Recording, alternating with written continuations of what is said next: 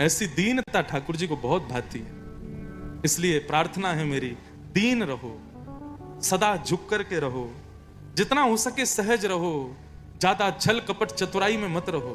ठाकुर जी को प्रिय नहीं। हाँ, यदि आप संसार के प्रिय बनना चाहते हो, आप चाहते हो कि 100 लोग आपकी बड़ाई करें, प्रशंसा करें, आपकी वाहवाही करें, जय जयकार करें, तो फिर खूब चतुर बनो, खूब छल करो, कपट करो। लेकिन चाहते हो कि संसार के लोग हमको मूर्ख समझें, ठाकुर जी हमारी प्रशंसा करें, तो दीन हो जाओ। 56 भोग लगाए ब्रजवासियों ने, तभी वहां नारद जी महाराज आए और कुछ सामग्री ले जा करके उन्होंने इंद्र को खिलाई। इंद्र बोला बड़ी बढ़िया सामग्री, कहां से लाए महाराज? नारद जी बोले तुम्हारी पूजा बंद हो गई है ना, वो सब ब्रजवासी अब कृष्ण की पूजा कर रहे हैं, तो उसी के 56 भोग बन रहे, तो मैंने सोचा तुमको भी खिलाऊं। इंद्र बोला मेरी पूजा बंद हो गई? बोला हाँ, वो नन्हे से कन्हैया ने एक और रूप धारण कर लिया गोवर्धन का और अपनी पूजा करवा रहा है। इंद्र बोला इन ब्रजवासियों की इतनी हिम्मत, अभी बताता हूं। सांबर्तक मेघमालाओं को आज्ञा की। सांबर्तक मेघ किसे कहते हैं? जब पृथ्वी पर प्रलय आना होता है तब सांबर्तक ऋतु आती है। सांबर्तक ऋतु का मतलब है कि एक क्षण भर की बारिश में पूरी पृथ्वी जलमग्न हो जाएगी। उन ऋतुओं को आज्ञा की, जाओ जाकर के ब्रजमंडल पर इतनी वर्षा करो कि ब्रज का अस्तित्व खत्म हो जाए। वृंदावन कहां है, गोवर्धन कहां है, ये 84 कोस ब्रजमंडल कहां है, भूल जाएं सब लोग। मेरी पूजा बंद की, इनको परिणाम भोगना पड़ेगा। गड़गड़ गड़गड़ गड़गड़ करके बादलों ने आकर के पूरे ब्रजमंडल को घेर लिया, आकाश में बिजली कड़कने लगी। ब्रजवासी बोले लाला, हमको जिस बात का डर था वही हो गया, इंद्र नाराज हो गया। ठाकुर जी बोले अविश्वास नहीं, जिनकी शरण में आए हो उन पर पूर्ण विश्वास करो, वो तुम्हारी रक्षा करेंगे। प्रार्थना करो श्री गोवर्धन नाथ। जो लोग राग जानते हो वो इसको बिहाग में गाइएगा अपने ठाकुर जी के सामने। लाल जी को कहते हैं वो रिलैक्स होकर सो जाते हैं जब उनको कोई बिहाग सुनाता है। और ये पद गाना चाहिए, क्योंकि रात्रि में ठाकुर जी उल्लासनगर में तो सो ही नहीं सकते, बंबई में तो रुक ही नहीं सकते वो। ठाकुर जी तो ब्रज ही जाते हैं। हम सबके घर में जहां भी ठाकुर जी विराज रहे हैं, सब ठाकुर जी गोवर्धन जाते हैं, रात में वहीं सोते हैं। तो ठाकुर जी को प्रिय है गिरिराज जी, तो ये पद गाना चाहिए रात में सुलाते समय। सब ब्रजवासी गाने लगे, गोवर्धन नाथ से प्रार्थना करने लगे, इंद्र से हमारी रक्षा करो नाथ। आंख बंद करके सब गिरिराज जी की प्रार्थना कर रहे थे। तभी मधुमंगल श्रीदामा चिल्लाए, अरे देखो देखो देखो कहां भयो। जैसे ही ब्रजवासियों ने नेत्र खोल करके देखा, 7 कोस लंबे चौड़े गिरिराज पर्वत को, बंधुओं एक कोस में 3 किलोमीटर, 7 कोस में कितने हुए? 21-22 किलोमीटर लंबे और इतने ही चौड़े गिरिराज पर्वत को 7 वर्ष के हमारे श्री कृष्ण ने अपने बाम हस्त की इकन्नी उंगली पर धारण कर लिया। बोलो गोवर्धन नाथ की, गिरिराज धरण की जय। इतने में सब ब्रजवासी दौड़े, अपनी अपने डंडा लेकर के सब जाकर के गिरिराज पर्वत के नीचे लगा करके खड़े हो गए। चारों तरफ ब्रजवासी खड़े हो गए। ठाकुर जी ने गिरिराज पर्वत धारण किया। आहा, कितने मधुर स्वरूप है ठाकुर जी का। कल हम लोगों ने एक जय जयकार लगाया था, और वो जय जयकार लगाया जाता है, आपको तो नहीं पता होगा, ये सब लोग लगाएंगे। पूछरी के लौटा की प्यारे। ये जय जयकार क्यों लगाते हैं? ठाकुर जी ने जब गिरिराज पर्वत धारण किया तो सब ब्रजवासी अपने अपने लठ लेकर के गए, और सब लोग अपने लठ को लगाने में, जैसे कहते हैं ना, थोड़ा जैसे जोर लगाने पर ऐसे करते हैं, दम लगा के हईसा ऐसे बोलते हैं ना, ऐसे सब ब्रजवासी हुप हुप और अपनी सब छड़ी लगा रहे थे। जय हो प्यारे, हमने लगा ली छड़ी, अब तू अपनी उंगली नीचे कर ले। इसलिए ये जय जयकार लगाते। ठाकुर जी खुश हो जाते, हंसने लगते हैं, वारे ब्रजवासियों, तुम्हारे डंडा पे टिकेगा इतना बड़ा गिरिराज पर्वत। सब ब्रजवासी अपने लठ लगा खड़े हो। लाला हमने लगा लियो, तू हटा ले अपनी उंगली। ठाकुर जी बोले ये हमारी उंगली पे टिके। चल झूठ बोले, तेरी उंगली पे टिके, इतना बड़ा गिरिराज पर्वत तेरी नेक सी उंगली पे टिकेगो? बोले हम बे मेरी उंगली पे टिके। बोले लाला देख अब तू बातन ने मत बनावे, हमने अपनी छड़ी लगा ली, तू अपनी उंगली नीचे कर ले। ठाकुर जी बोले ऐसे नहीं मानोगे, मैं हटा ही रहा हूं। बोले हाँ हटा ले। अब एक आध ब्रजवासी नहीं थे, लाखों ब्रजवासी, तो सबने छड़ी लगा रखी थी अपनी। जैसे ही ठाकुर जी ने अपनी एक अन्य उंगली नीचे करी, सोई महाराज गिरिराज पर्वत, तो विशाल गिरिराज पर्वत नीचे आने लगे। वो पतले पतले बांस के डंडा पे थोड़ी टिकेंगे, चट चट चट करके सबके डंडे टूटने लगे। अरे लाला संभाल संभाल संभाल। ठाकुर जी ने फिर से उंगली लगाई और अकेले अब ठाकुर जी की उंगली पे पूरा गिरिराज पर्वत टिका हुआ है। सब ब्रजवासी अपने टूटी हुई छड़ियों को थोड़ी से लगा के खड़े हुए। लाला तेने इतना बड़ा पर्वत कैसे उठा लियो? भगवान बोले हम बचपन से बताते आए, लेकिन आप लोगों ने हमारी बात कभी नहीं मानी। बोले कहा बताई भैया तेने? बोले मैंने बार बार कही कि मैं जय जाऊं, मेरी पूजा करो, तुम लोग मानो ही ना हो। ये गोपी या तो मैंने कही सत्यनारायण की पूजा मत करे कर, मेरी कर ले कर, मैं ही भगवान हूं, माने ही ना है। बने रहो पगला, काम करेगा अगला। कॉर्पोरेट में अगर करोड़ों रुपए कमाना है तो भाई साहब ये पहला दो। सब ब्रजवासी बोले लाला देख, तू कछु कहकर, तू राजा कह अपने आप पे, महाराजा के, लेकिन तू भगवान मत कहकर अपने आप पे। ठाकुर जी बोले दिक्कत क्या है? ब्रजवासी कहते हैं राजा महाराजा या लाला बनो रहेगो तो हमारो रहेगो, यदि अपने आप को भगवान कहेगो तो भगवान तो सबको होवे, हम अपने लाला को सवन को ना दे सकें, तू तो हमारो है लाला, बस हमारो है। लेकिन लाला आज तुमको बतानी पड़ेगी तेरी उंगली में इतनी शक्ति कैसे आई। तब ठाकुर जी गा रहे हैं। हमारे ब्रज में अगर कथा हो ना तो ये पंक्ति सब गाते हैं, पूरी जनता साथ में गाती है, श्रोता। कैसे है? कछु माखन को बल बढ़ो, कछु गोपन करी सहाय, और श्री राधे जू की कृपा सो मैंने गिरिवर लियो उठाए। कछु माखन को बल बढ़ो, कछु गोपन करी सहाय, श्री राधे जू की कृपा सो मैंने गिरिवर लियो उठा।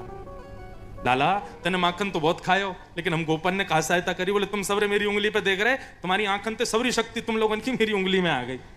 ठाकुर जी बोले यही तो बात है, हम तो पहले कह रहे तू भगवान है ही ना, हमारी शक्ति ले लिये तेने, तभी हम कमजोर रहते जा रहे हैं। हमारी मैया 3-3 गिलास दूध पिवावे तब भी हम पतरे दुबरे, या नंद के लाला ने हमारी शक्ति चुरा ली है सबरी। लेकिन लाला जो तेने अंतिम बात कही, श्री राधे जू की कृपा सो मैंने गिरिवर लियो उठाए, या को कहा भाव है। श्री जयदेव महाप्रभु आज से 1000 वर्ष पहले हमारी पृथ्वी पर एक महाकवि पैदा हुए जिनका नाम था श्री जयदेव महाप्रभु। अभी आप लोगों को बहुत कुछ सुनाना बाकी है, क्या करूं, मुझ पे 7 ही दिन है। श्री जयदेव महाप्रभु इन्होंने एक श्रृंखला लिखी ठाकुर जी को रिझाने के लिए, उसको कहते हैं गीत गोविंद। क्या कहते हैं? कोई गीत गोविंद। गीत गोविंद भगवान को इतना प्रिय है, इतना प्रिय है, आज भी यदि कोई व्यक्ति गीत गोविंद का पाठ करे तो श्री भक्तमाल जी में नाभाजी लिखते हैं, ता सुनवे राधा रमण अवस पधारे। यदि अभी मैं एक पंक्ति यहां गीत गोविंद की गा दूंगा ना तो आपको पता नहीं चलेगा, लेकिन वायु के रूप में ही सही ठाकुर जी यहां आएंगे ही आएंगे, उनको आना पड़ेगा। गीत गोविंद में वो सामर्थ्य है। कल की कथा का विश्राम है ना, कल कथा प्रारंभ गीत गोविंद से ही करेंगे, और उस अष्टपदी का एक पंक्ति में सुना देता हूं, बस देखना ठाकुर जी आएंगे, क्योंकि ये संतों ने कहा है कि गीत गोविंद के बारे में क्या सुनाऊं। एक माली की बेटी थी, वो अपने बगीचे में फूल तोड़ते हुए गीत गोविंद गाती थी, तो श्री जगन्नाथ भगवान उसके पीछे पीछे चलते थे। आज जैसे ही मंदिर में आरती के लिए पुजारियों ने किवाड़ खोली मंदिर की, तो देखा जगन्नाथ भगवान के सारे वस्त्र फटे हुए हैं, जगन्नाथ भगवान के आंखों के आसपास कांटे लगे हुए हैं। पुजारी जी ने तुरंत किवाड़ बंद करके कहा, जय जय, ये आपके वस्त्र कैसे फट गए, आपकी आंखों पे कांटे कैसे लगे, आपकी भुजाएं ऐसी कैसे हो गई? तब ठाकुर जी बोले, अरे वो जगन्नाथपुरी में एक माली है, उसकी बेटी गीत गोविंद गाती है, और वो तभी गाती है जब वन में जाती है। वन में कांटे कूड़े सब होते हैं, लेकिन मैं इतना मंत्रमुग्ध हो जाता हूं सुनने में कि वो सब कांटे मेरे अंग पर लग जाते हैं। और छोड़ो, एक मौलवी,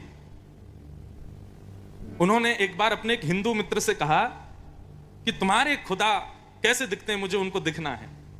तो जो हिंदू थे उन्होंने कहा कि यदि आपको हमारे ठाकुर जी देखने हैं तो ये लो, गीत गोविंद का पाठ करो।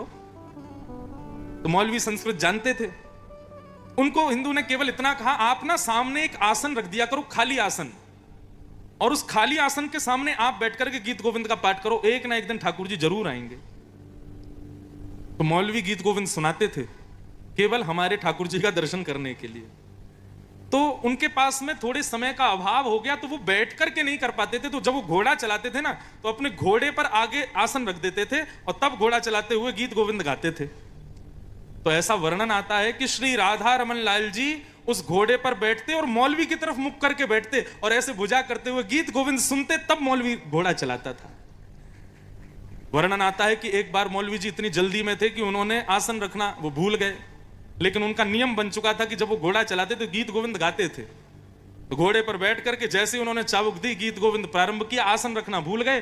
तो वर्णन आता है, संतजन बताते हैं कि इतनी द्रुत गति से घोड़ा दौड़ रहा था और उस घोड़े के आगे उल्टे ठाकुर जी दौड़ रहे थे और उससे गीत गोविंद सुन रहे थे और कहने लगे, अरे आज तूने हमको आसन नहीं दिया, हम दौड़ दौड़ के सुनेंगे। इतना प्रिय है ठाकुर जी को गीत गोविंद।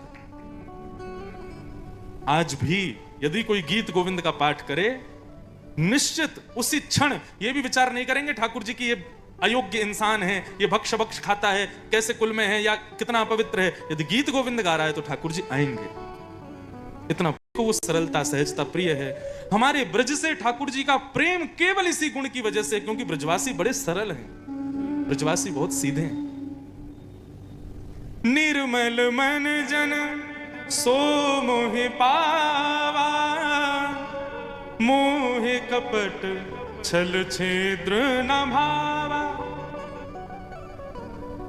जिसका मन निर्मल है, जिसके हृदय में कपल छल ये सब छूते ही नहीं, जिसको ठाकुर जी कहते हैं वो मुझे प्रिय है। कुंभन दास जी, ध्यान से सुनो, अब 2 ही दिन बचे हैं, मेरे को सब बोलने दो जो जो आवे। कुंभन दास जी भगवान के सखा हुए, अष्ट सखा गोवर्धन नाथ के। अभी इसी कलिकाल में तो कुंभन दास जी इतने दीन थे कि कुंभन दास जी को तिलक लगाने के लिए उनके घर में शीशा नहीं था। कुंभन दास जी एक कठौते में, कठौता समय कटोरा जैसा एक कठौता लकड़ी का, उसमें जल भर के और उसमें अपनी परछाई देख करके तिलक लगाते थे। इतने दीन थे, उनके घर में शीशा नहीं था।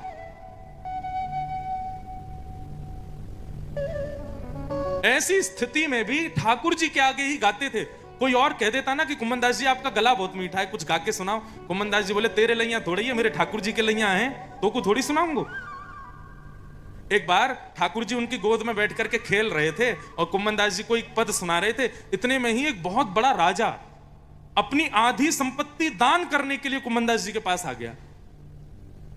कुंभन दास जी की कुटिया में जैसे ही राजा ने प्रवेश किया, सो ठाकुर जी वहां से अंतर ध्यान हो गए, ठाकुर जी वहां से गायब हो गए। सामने राजा खड़ा है अपनी आधी संपत्ति लेके, और कुंभन दास जी अभी तो यहीं बैठे, कहां चले गए? लाल जी अभी तो आप यहीं बैठे, कहां चले गए? अरे राजा, मेरे लाल जी अभी मेरी गोदी में बैठे, कहां चले गए? ठाकुर जी को खोजने लगे। राजा ने प्रणाम किया, बोले महाराज आपकी इस भक्त वत्सलता पर, आपकी इस दीनता पर मुझे बड़ी प्रसन्नता है, मैं अपनी आधी संपत्ति आपको देना चाहता हूं। कुंभन दास जी बोले, भैया मैं बहुत संपन्न हूं, मुझ पर इतना धन है कि मैं तेरे जैसे 100 राजा खरीद सकता हूं, मुझे जरूरत नहीं है। ये जो धन है ना तुम्हारा, किसी दीन इनको दे देना। जबकि कुंभन दास जी के यहाँ सुबह यदि भोजन बनता था तो शाम को पाने के लिए रोटी नहीं होती थी। ऐसी स्थिति में भी उस राजा को बोले, मैं तो बहुत संपन्न हूं, मुझे जरूरत नहीं, चलो जा। खूब प्रार्थना करने के बाद भी उसकी संपत्ति नहीं ली। राजा जैसे ही लौट करके गया, ठाकुर जी फिर से प्रकट हो गए। ठाकुर जी थोड़ी पे हाथ रख के बोले, कुंभना उस राजा को मैंने ही भेजा था, क्योंकि मुझे पता है मेरे कुंभना के घर में रोटी नहीं होती, मेरे कुंभना के घर में शीशा भी नहीं है, मेरे कुंभन दास के घर में सोने के लिए बिस्तर नहीं है, इसलिए मैंने राजा को कृपा करके ऐसा आदेश किया कि तुम जाओ, और तूने उसको वापस कर दिया, क्यों? कुंभन दास जी का उत्तर कितना सहज। कुंभन दास जी बोले, ठाकुर जी यदि मैं राजा की संपत्ति ले लेता तो आप दोबारा मेरी गोद में पूछने नहीं आते कि तूने क्यों नहीं लिया, आप चले जाते। आप दोबारा मेरी गोद में आकर के बैठ गए, क्यों? क्योंकि आपको